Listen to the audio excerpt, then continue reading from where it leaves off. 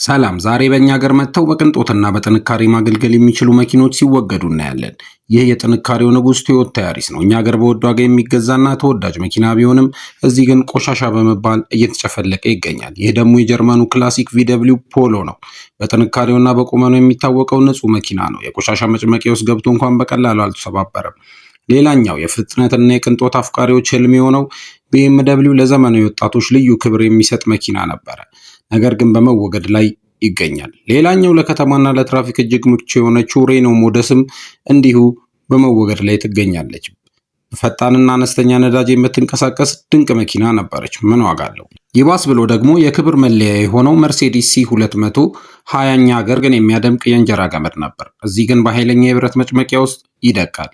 እነዚህ መኪኖች ወደ ኢትዮጵያ ቢላኩ ሌላ ከ15 እስከ 20 ዓመት በሙሉ ኩራት ያገለግሉ ነበር። ታዲያ እነዚህ መኪኖች ከሚያስወግዷቸው ምን ወደኛ ሀገር ቢልኳቸው? ይሄ የኔ ሀሳብ ነው። እናንተስ ምን ትላላችሁ? በኮመንት አሳውቁ።